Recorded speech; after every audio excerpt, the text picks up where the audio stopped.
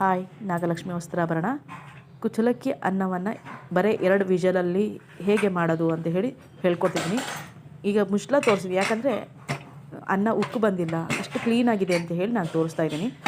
ನಾನು ಹೇಳೋ ಮೆಥಡಲ್ಲಿ ಮಾಡಿದ್ರೆ ಅನ್ನನೂ ಚೆನ್ನಾಗಿ ಬರುತ್ತೆ, ಅನ್ನ ಉಕ್ಕೋದು ಇಲ್ಲ.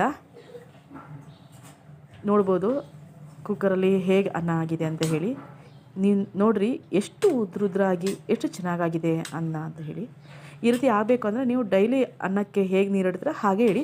ಇನ್ನೊಂದು ಅರ್ಧ ಗ್ಲಾಸ್ ನೀರು ಜಾಸ್ತಿ ಹಾಕಿ ಕುಕ್ಕರಲ್ಲೇ ಅನ್ನಕ್ಕಿಡಿ. ಕುಚ್ಚಲಕ್ಕಿನ ತೊಳೆದು ಒಂದು 3-4 ಸಲ ತೊಳೆದು ಇಡ್ರಿ ಅನ್ನಕ್ಕೆ. ಇಟ್ಟಾದ್ರ ಮೇಲೆ ಇನ್ನೇನು ವಿಜಲ್ ಆಗತ್ತೆ ಅನ್ನೋ ಜೊತೆಗೆ ಆಫ್ ಮಾಡಿ, ಇಲ್ಲ 1 ವಿಜಲ್ ಕೂಗಿಸಿ. ಅದಾದ್ರ ಮೇಲೆ ಒಂದು 10 ನಿಮಿಷ ಗ್ಯಾಸನ್ನು ಆಫ್ ಮಾಡಾದ್ಮೇಲೆ ಮತ್ತೆ ಆ ಪ್ರೆಷರೆಲ್ಲ ಕಡಿಮೆ ಆಗಿರುತ್ತೆ. ಆಮೇಲೆ ಮತ್ತೆ ಇನ್ನು 10 ನಿಮಿಷ ಆದ್ಮೇಲೆ ಮತ್ತೆ ಗ್ಯಾಸ್ ಆನ್ ಮಾಡಿ ಇನ್ನೊಂದು ವಿಜಲ್ ಕೂಗಿಸ್ರಿ. ಇನ್ನೊಂದು ವಿಜಲ್ ಆಗಾದ್ರ ಮೇಲೆ ಪ್ರೆಷರ್ ಕಡಿಮೆ ಆದ್ರ ಮೇಲೆ ನೀವು ಕುಕ್ಕರ್ ಓಪನ್ ಮಾಡಿ ನೋಡಿದಾಗ ಈ ಥರ ಉದ್ರು ಆಗಿರ್ತಕ್ಕಂಥ ಅನ್ನ ನಿಮಗೆ ರೆಡಿಯಾಗಿರುತ್ತೆ. ಇದಕ್ಕೆ ಸೌತೆಕಾಯಿ ಸಾಂಬಾರು, ಇಲ್ಲ ಕುಂಬಳಕಾಯಿ ಸಾಂಬಾರು, ಸೋರೆಕಾಯಿ ಸಾಂಬಾರು, ಇಲ್ಲ ಬಸಳೆ ಸೊಪ್ಪು ಸಾಂಬಾರು ಇತ್ತಂದರೂ ತುಂಬ ಚೆನ್ನಾಗಿರುತ್ತೆ. ಇನ್ನೊಂದ್ಸರಿ ನಿಮಗೆ ಗಂಜಿಯನ್ನು ಹೇಗೆ ಮಾಡೋದು ಅಂತ ಹೇಳ್ಕೊಡ್ತೀನಿ.